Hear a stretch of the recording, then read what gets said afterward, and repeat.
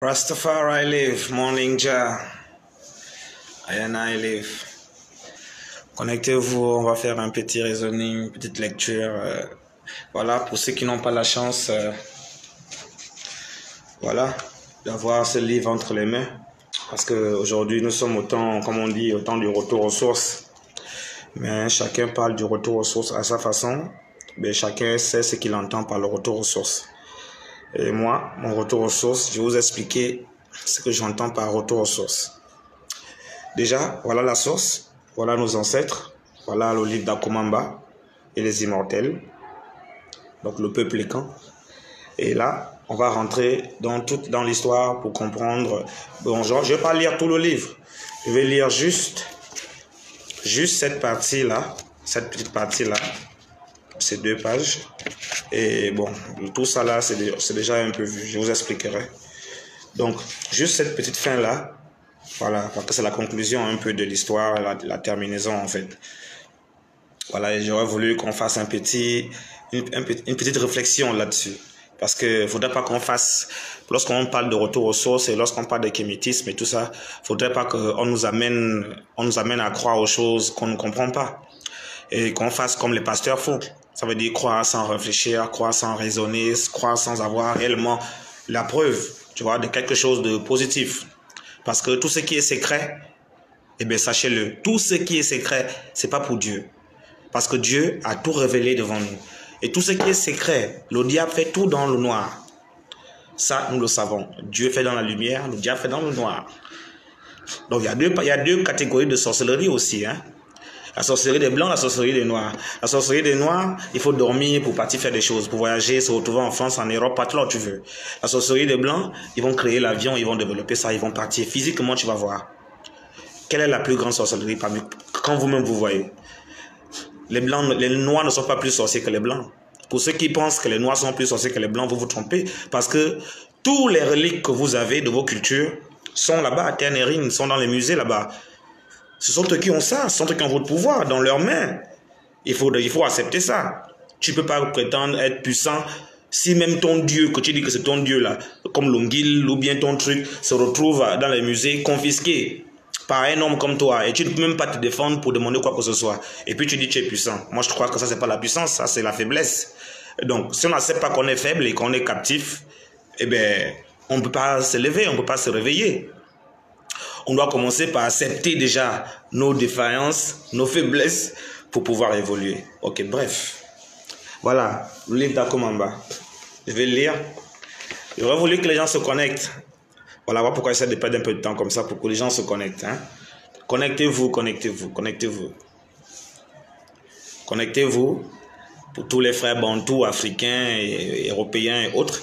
Voilà, vous qui allez en Afrique, les Européens qui vont en Afrique s'initier aujourd'hui, voilà, pour aller checker le pouvoir des immortels. On va lire l'histoire des ancêtres. D'accord. Épilogue. Nous sommes à la page 237. Donc, la fin de l'histoire. On va lire un peu au moins 2 pages. Voilà. La matinée était particulièrement belle ce jour-là à Ovan. Ovan, c'est un village du Gabon qui existe encore jusqu'à aujourd'hui. Tout ce qui est dans ce livre, tous les villages qui sont cités dans ce livre existent. Moi, je connais où Ovan se trouve. Et on parle d'Ovan dans ce livre-là. On parle d'autres villages aussi que nous connaissons. Donc, c'est des histoires réelles. Des gens qui ont existé vraiment. Ok. Ce jour-là à Ovan, le calme régnait dans les foyers et rien ne semblait pouvoir tenir la bonne humeur et la joie qui habitaient les esprits. Assis dans son corps de garde, le chef suprême d'Engon fumait tranquillement sa pipe. Il était en compagnie de son oncle et proche ami, Angwambere Osé. L'épisode de l'aiguille qui venait se planter dans sa cuisse gauche n'était plus, à présent, qu'un lointain souvenir. Les 2 hommes qui venaient de prendre un petit déjeuner particulièrement copieux se tenaient silencieux, confortablement adossé sur les bancs du corps de garde. Le plafond était envahi de temps en temps par la fumée que les deux hommes dégageaient de leurs pipes depuis la disparition d'Ndomela. Akomamba recevait pour la première fois le puissant sorcier. Après avoir expulsé son épaisse fumée, Akomamba se réclama la gorge. Angwambere Ossé, tu te doutes bien de la raison qui m'a amené à te convoquer ici ce matin. Le vieux sorcier lui répondit d'une voix calme, bien sûr. Akomamba se redressa légèrement, posa ses yeux argentés sur le vieux magicien.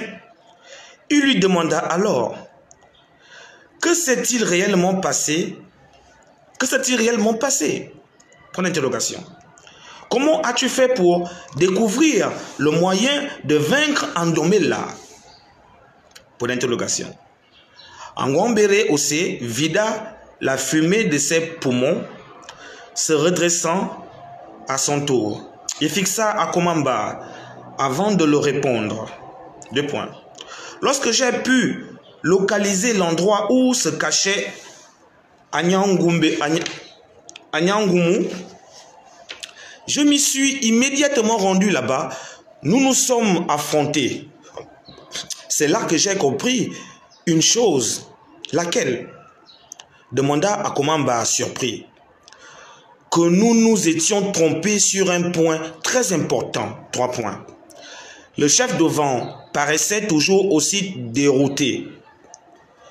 Pour occuper 2 corps en même temps, ajouta Angwambere Ossé, il fallait que l'esprit d'Ndomela disposât d'une sorte de liaison magique permanente avec eux.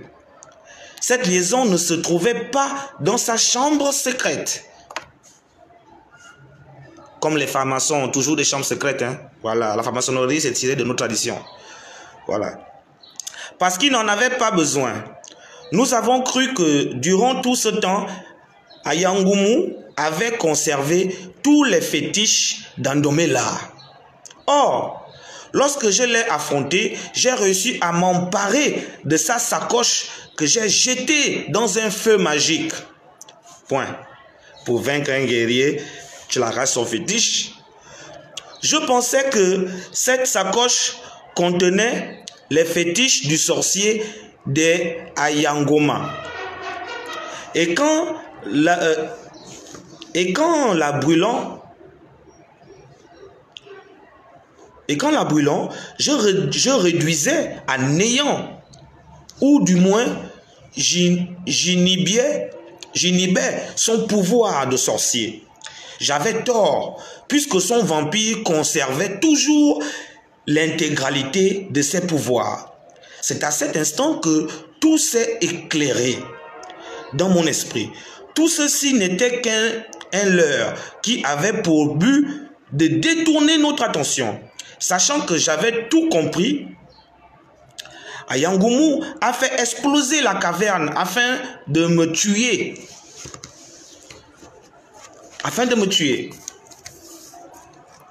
Il pensait aussi m'empêcher de divulguer le point faible du chef des orages.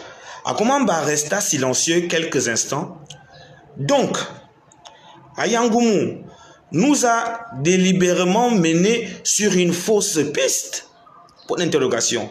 Oui, il fallait que nous soyons complètement concentrés sur la recherche de cette chambre secrète. Parce que pour vaincre ce guerrier-là, il a fallu chercher là où il cache ses fétiches. C'est là où il tire son pouvoir. Donc, rechercher de cette chambre secrète, qui en fait n'existait plus. Et occupé à nous battre contre les hommes singes pour permettre aux vampires d'Ndomela de disposer de suffisamment de temps pour croître en puissance jusqu'à ce qu'il fût en mesure de nous vaincre. Point. Akomamba se gratta la barbe. Il comprenait que les hommes d'Okui ne reculeraient devant rien. pour s'emparer du secret de l'immortalité. Le mage le sortit de ses pensées en ajoutant. Écoutez, il y a des choses très intéressantes qui vont sortir là tout de suite devant là. Heureusement, j'ai pu m'extraire à temps de la caverne avant qu'elle n'explosât. J'ai aussitôt envoyé un message télépathique à Ngwandor. Lui demanda, Ngwandor c'est l'un de mes ancêtres, hein, parce que moi je m'appelle Ondor, hein, je m'appelle Muzimondor. Quand on parle de Ngwandor, c'est de ma famille, ce sont mes ancêtres.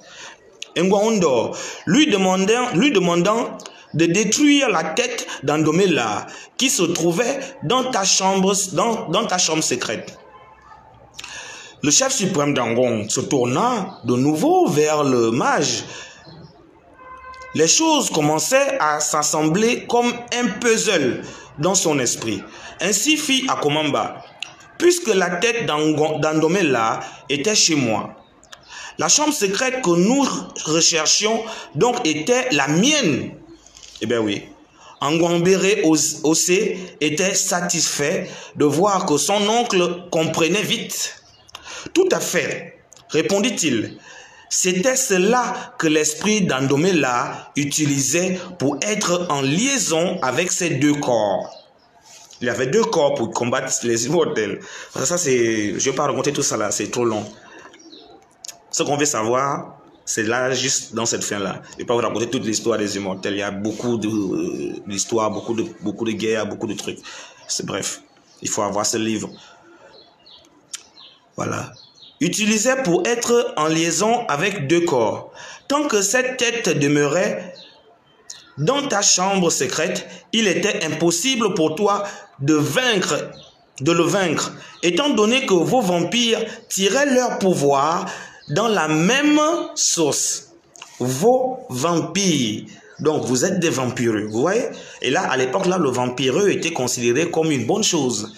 Voilà pourquoi, attention, il faut qu'on se réveille. Voilà. Tout comme toi, Andomela était devenu immortel. Akomamba était abasourdi par ce qu'il venait d'entendre. Comment? Mais ce n'est...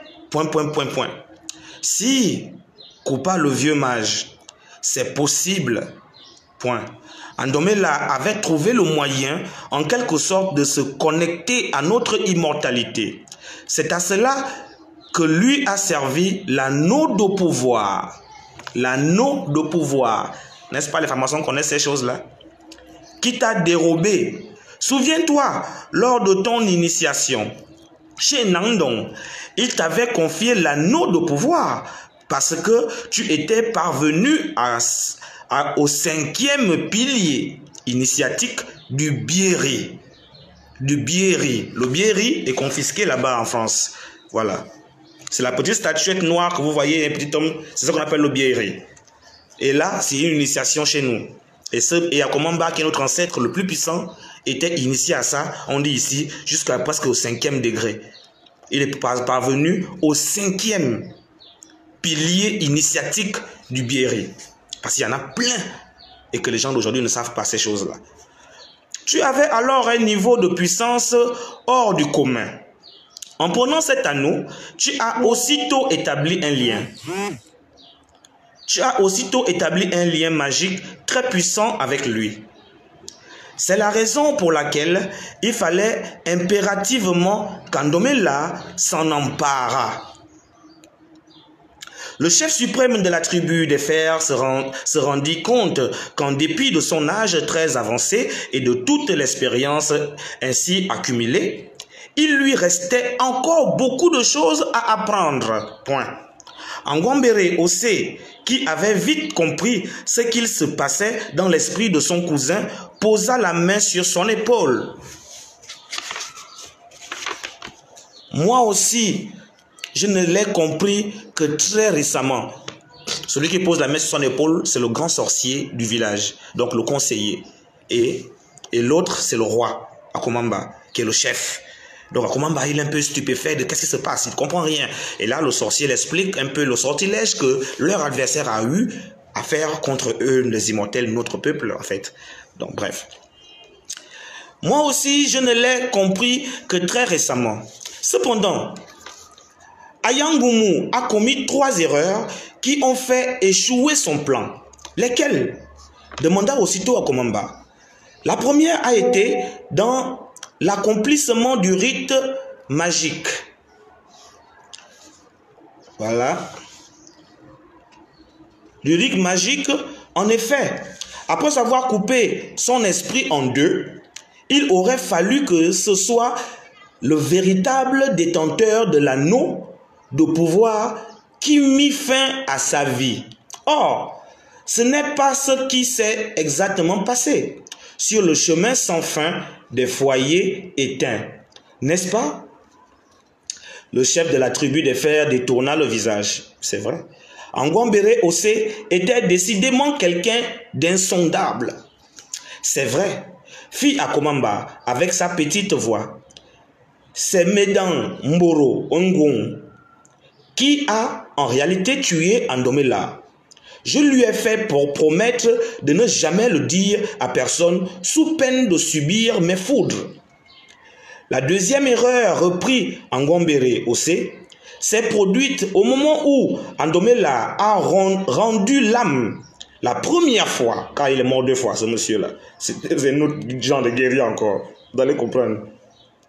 Quand il a rendu l'âme la première fois, quand Angondo a pulvérisé son esprit, c'est ce qui explique qu'il lui a fallu si longtemps pour revenir à la vie.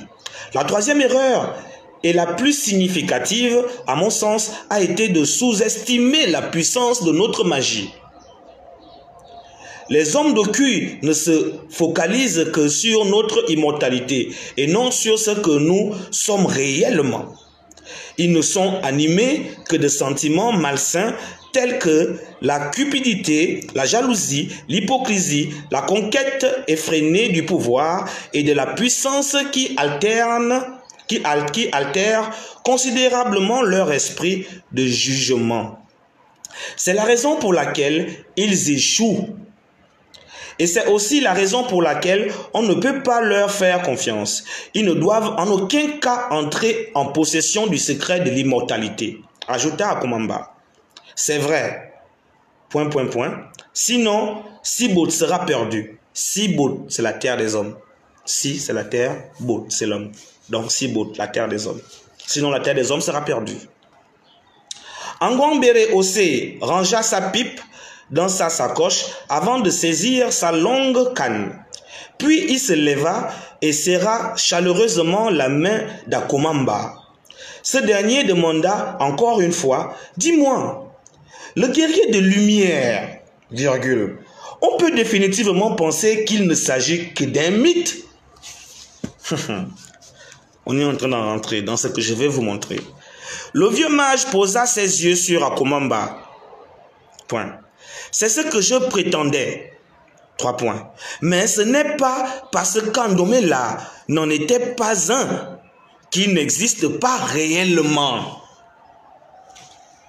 En fait, dans les recherches des ancêtres, pour trouver le point faible de cet homme qui les attaquait, qui avait tellement de puissance, le sorcier avait fini par proposer, par rapport au pouvoir que ce monsieur dégageait, le sorcier avait fini par proposer et essayer de penser dans le sens que n'est-il pas un guerrier de lumière? Parce que si nous les immortels, on n'arrive pas à le vaincre. Et il n'y a pas l'homme qu'on ne peut pas vaincre sur terre des hommes. À part une catégorie d'hommes qu'on a surnommé le guerrier de lumière. Mais ils n'existent pas. Voilà pourquoi Akomamba dit, pensez qu'il s'agit que d'un mythe. Dis-moi, le guerrier de lumière, on peut définitivement penser qu'il s'agit que d'un mythe. Akomamba ne croit pas à ça. C'est quoi ça, guerrier de lumière? C'est quelle dimension encore de guerrier qui est plus power que les immortels? Donc ça n'existe pas. On considère que ça, c'est pas vrai. D'accord. Akomamba sera un peu plus la main de son oncle. Il sera un peu plus la main de son oncle. Il semblait même qu'il ne voulait plus le lâcher.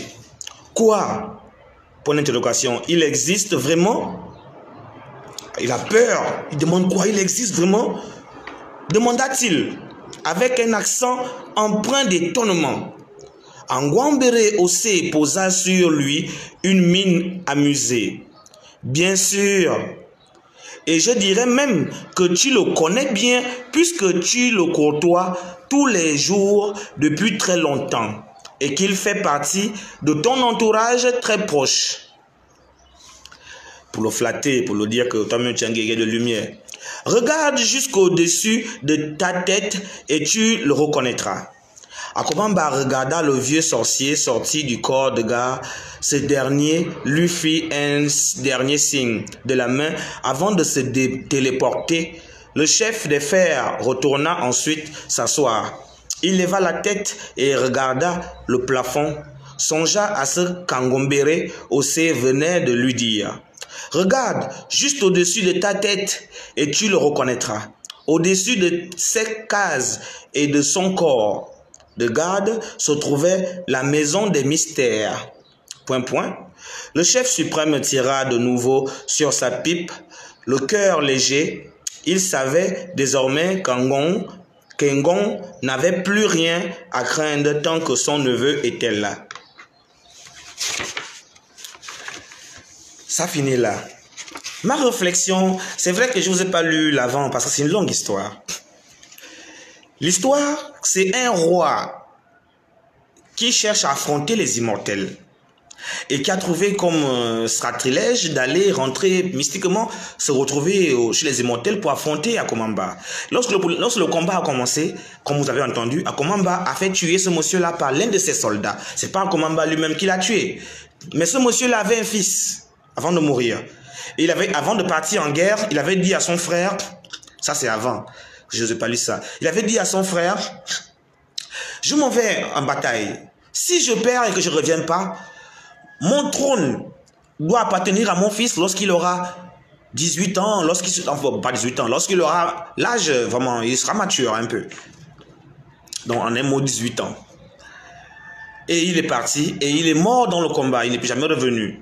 Et il a dit à son frère, tu prends ma place, tu deviens le roi, et mon fils, tu le mettras à sa place quand il sera un peu plus grand, parce qu'il est encore petit. Et c'est comme ça, quand le petit a atteint au moins 18 ans, son oncle a décidé de laisser la place de roi et donner ça au fils de son frère qui hérite ce trône-là. Ça a causé un problème dans le village parce que ce fils-là n'avait passé aucune initiation. Alors que tu ne peux pas être un chef bantou, un chef Congo à l'époque là, si tu n'es pas initié dans tous nos rites, si tu n'as pas les puissances de maîtriser des gens là, qui ont les 10 yeux, les 3 yeux, les troisième œil, qui voient tout des choses, qui se téléportent, toi tu vas les diriger comment tu es quelqu'un de simple. Il fallait être initié à toutes ces choses là. Alors, le jeune n'était pas initié. Personne ne l'a vu initié, aucun marabout ne l'a initié, aucun ganga ne l'a initié, aucun sage ne l'a connu dans son truc quoi. Donc, c'était un problème. Les gens ont refusé que non, mais non, tu ne peux pas nous dire que ton neveu, il va devenir le roi. Parce que lui, il ne connaît pas nos traditions, il ne connaît rien. Comment il va devenir roi? Et là, le frère disait, le monsieur disait, non, mais mon frère m'a demandé de lui promettre que quand son fils aura au moins 18 ans, je lui laisse le trône. Ce n'est pas mon trône, c'est le trône de son père. Et il est héréditaire, ce trône lui revient de droit. Moi, je ne peux rien faire à cette loi-là. J'avais signé un accord avec son père, qui est mon grand frère. Donc, je ne sais pas ce que vous voulez. Et là, les gens ont fait des grandes réunions, et ça a causé des problèmes dans le village. Ils ont décidé qu'un jeune comme ça, et qui ne connaît rien des traditions, il ne peut pas venir diriger le pays, ils ont décidé de vouloir même l'initier, mais rien. Alors, ce jeune l'avait demandé à tous les sages, parce que les sages ont décidé que pour vouloir tuer le petit en cachette, en fait. Donc, ils ont décidé, ils ont dit à leur frère, que non, ok, comme tu dis, c'est lui le roi. Alors, il doit tenir une réunion avec tous les grands sages. Et la réunion, ce sont des réunions mystiques, dans les endroits bien définis, où personne ne peut venir voir, à part toi et les grands sages du village, tous les sorciers qui vont venir te parler, parce que tu dois devenir le roi. Ce sera comme une forme d'initiation, comme un test en fait. On voulait le tester. Le grand frère avait eu peur de ça, parce qu'il savait bien que si le petit en va là-bas, ils vont le kill, you know? Mais le petit lui dit, tonton, calme-toi, t'inquiète pas, j'irai avec eux où ils veulent aller et je t'assure que je reviendrai, je te le promets, ne t'inquiète pas. Il a regardé son neveu, mais il a laissé le neveu partir. Mais l'histoire nous raconte qu'il allait dans sa chambre nuptiale pour aller regarder dans sa calebasse, comme vous voyez les marabouts faire aujourd'hui. Hein. Il regarde la calebasse, c'est comme un miroir, et puis il voit tout ce qui se passe. À l'époque là, c'était pas un pouvoir seulement pour les marabouts, c'était un pouvoir de tout un peuple, des guerriers qui avaient ces pouvoirs-là. Donc il allait dans sa chambre pour aller essayer de voir ce qui va se passer là-bas dans le secret. Et le jeune était parti avec ses oncles, ses paternels et du village, les sages. Ce que les sages ont vu là-bas, c'est une longue histoire. Parce que ce petit-là a été initié depuis sa naissance par son père. En fait, il avait des pouvoirs déjà que son père lui avait donnés de façon mystique, on ne peut pas expliquer. Ces pouvoirs-là surpassaient tous les pouvoirs de tout le village. Aucun sorcier ne pouvait affronter ce petit-là. Mais personne ne le savait parce que c'était un petit, on ne savait pas qui il était. Mais c'est lorsqu'ils sont allés le tester là-bas et qu'ils ont voulu faire n'importe quoi devant lui, il les a montré qui il est. Je ne vous raconte pas tous ces détails. Et là, tout le monde a accepté effectivement que tu es le plus puissant parmi nous. Celui qui essaie de t'affronter va mourir. Ça, c'est clair. Et ce jeune-là est né, il a grandi avec cette douleur-là que son père est mort et que son père a été tué par des immortels. Donc, il avait comme mission de venger son père tôt ou tard. C'est ce jeune-là qui est devenu le grand guerrier Andromeda, qui fait trembler les immortels. Donc, tout le livre nous raconte les batailles, comment les choses se passaient, les plans, les trucs, tout ça. Moi, ma petite réflexion, après avoir lu tous ces livres, compris comment mes ancêtres vivaient, et le monde d'aujourd'hui, vous voyez bien que quelqu'un qui passe son temps à avoir des chambres secrètes, la majorité des gens qui le font, ce sont des francs-maçons. On sait qu'ils ont des grandes villas et une chambre secrète, personne ne rentre dans cette chambre-là.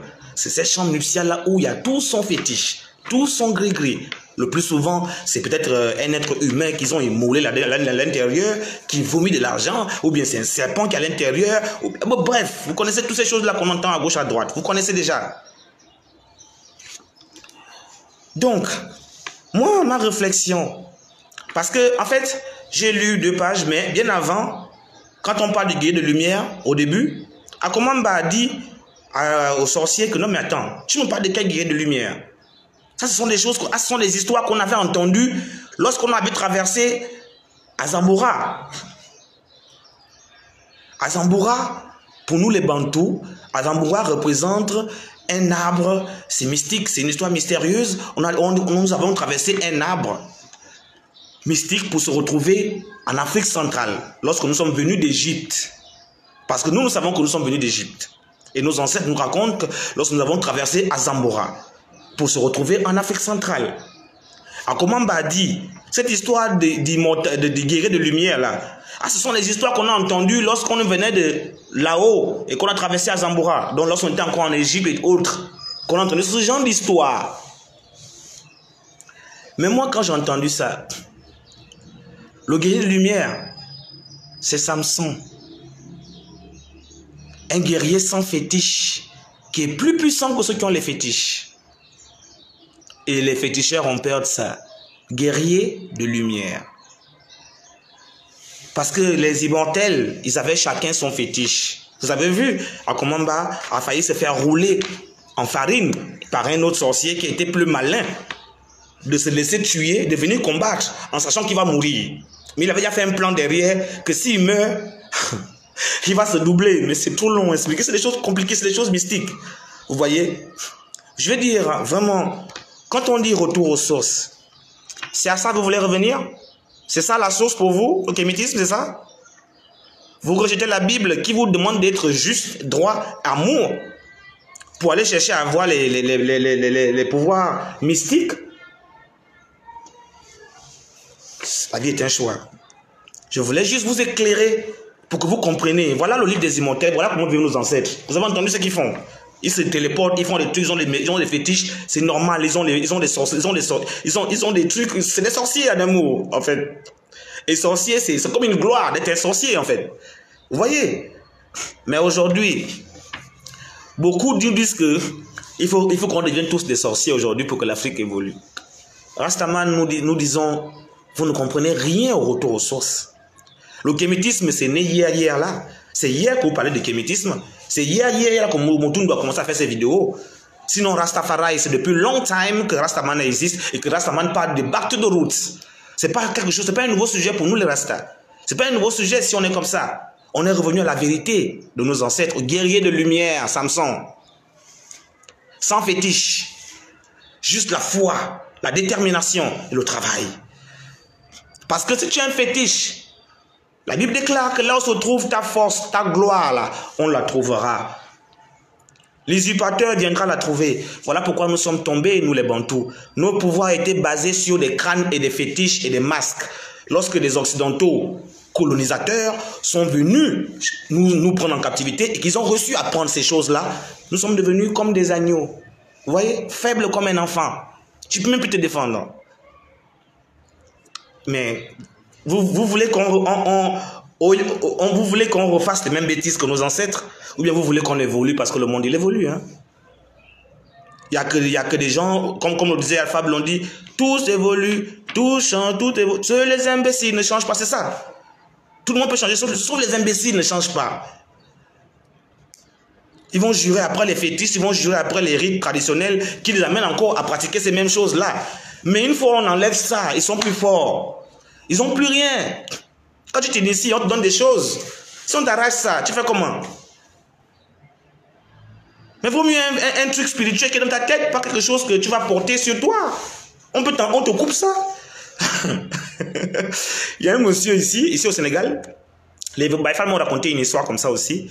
Il y a un voleur ici. Il allait s'initier. Il a pris toutes les puissances pour que quand il vole, personne ne doit lui voir. Ou bien si on l'attaque, aucun mal ne doit l'arriver. Tu peux taper bouteille, il n'y a rien. Tu peux mettre couteau, il n'y a rien. Tu fais tout ce que tu veux faire, il n'y a rien. Et quand il est parti voler, on l'a attrapé. Et quand on l'a attrapé, ça a causé un grand problème dans le quartier. Les gens se sont fight.